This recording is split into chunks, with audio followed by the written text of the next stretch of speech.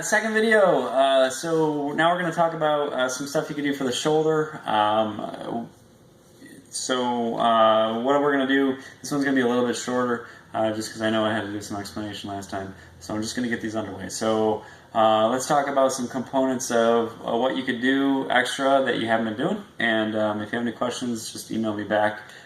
Or if you needed more additional stuff, we could do it. But let's just keep this short and sweet for now based on what I saw. So let's talk about some soft tissue work that you could do on your own. There's 3 points that I find to be pretty useful with people.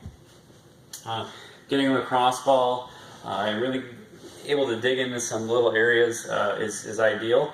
What you're going to do is apply pressure on 3 points. You're going to provide motion across, and you're also going to do movement with your shoulder as you're doing these. So the first one, we're going to work on creating some openness through the anterior shoulder, mostly working on the pec. So we're going to find that insertion, and we're going to, or as close as we can get to it, you're going to hit that point.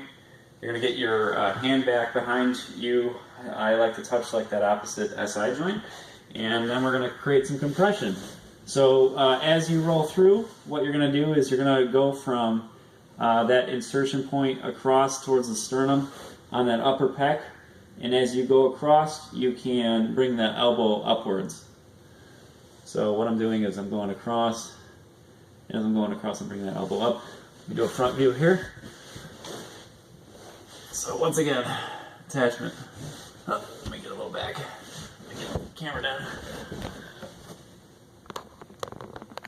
There we go. So, pec attachment, elbow behind. I'm going to go across, and as I go across, I bring my elbow to. Nice and easy. So, you can do this for about 30 seconds, 2 rounds, and I would do that for every single one of these. So there's the first one. Second one, we're going to go towards the back of that shoulder blade. So infraspinatus. Usually what you want to do is find the border above, and you want to find the medial border, and you go about 1 inch down and in. That's where you want to focus your point on. So you can just put the ball down and then just target your body onto it.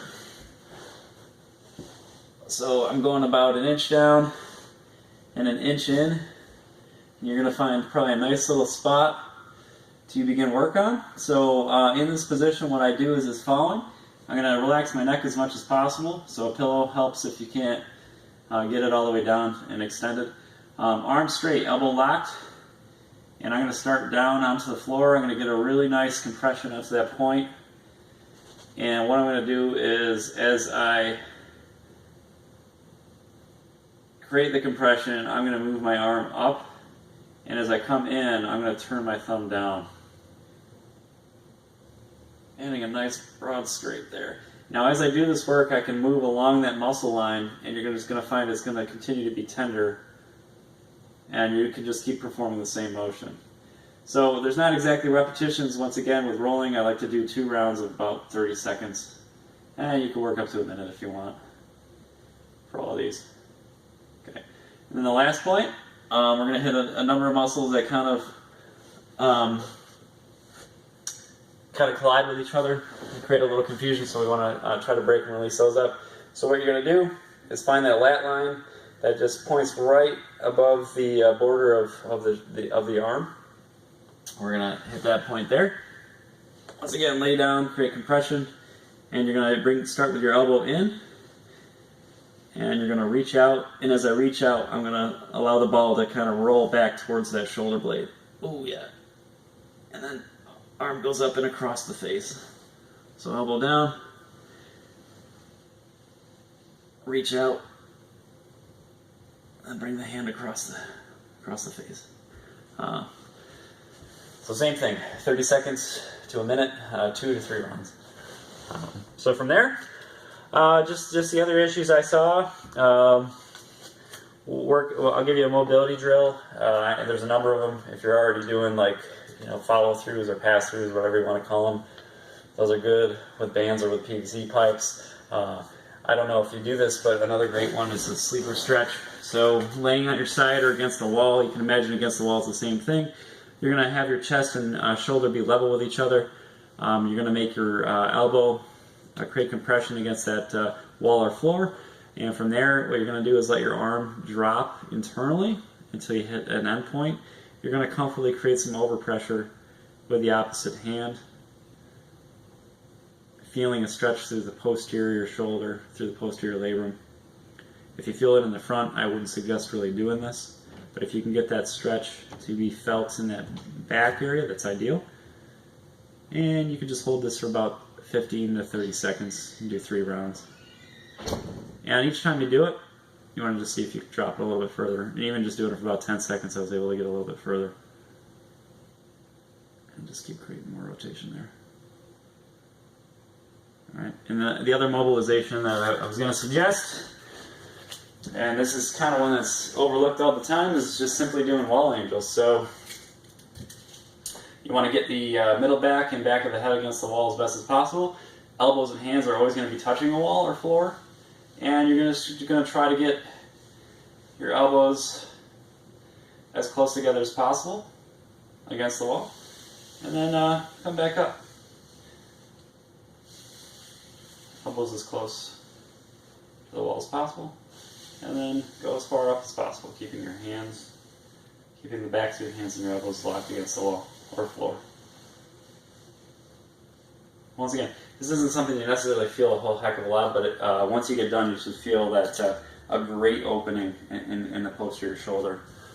So from there, a couple more things, once again, you might not be working on that I figured I'd show you. Some thoracic shoulder rotations. So laying on your side,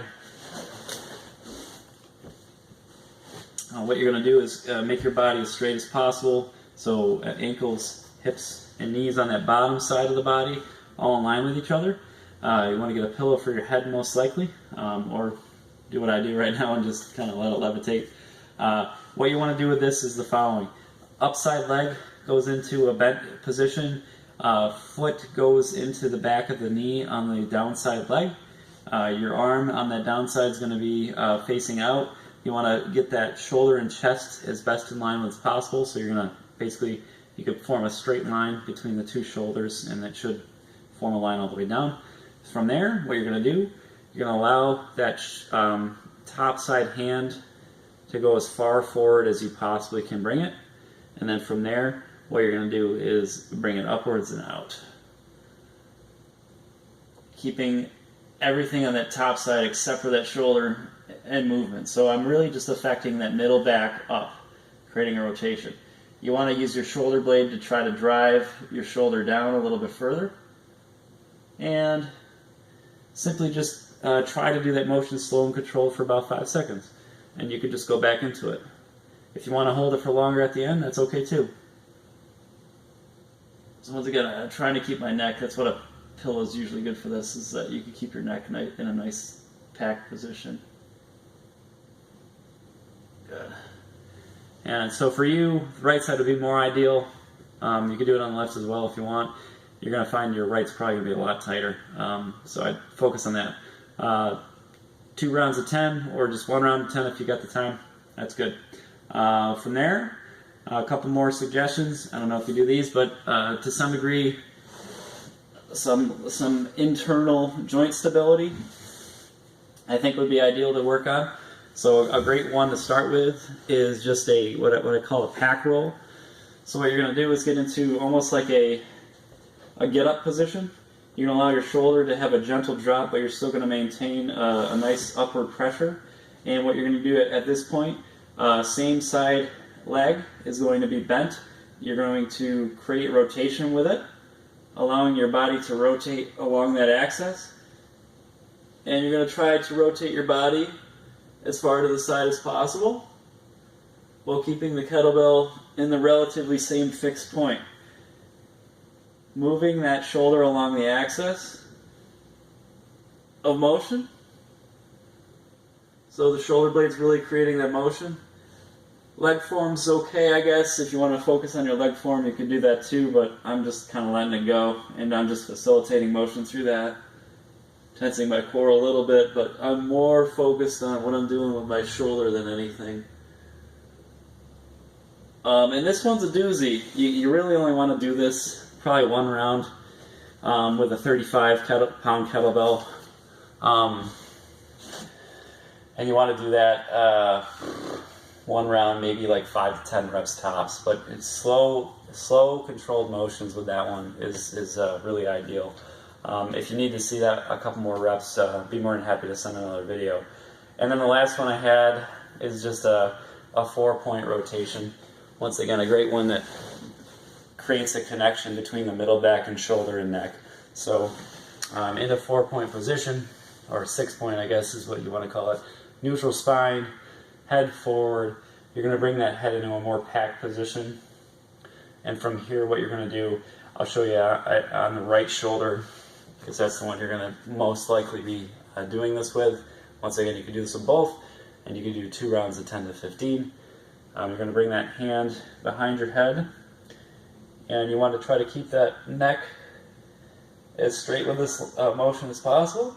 I'm facilitating the motion mostly through this middle back area, just creating rotation.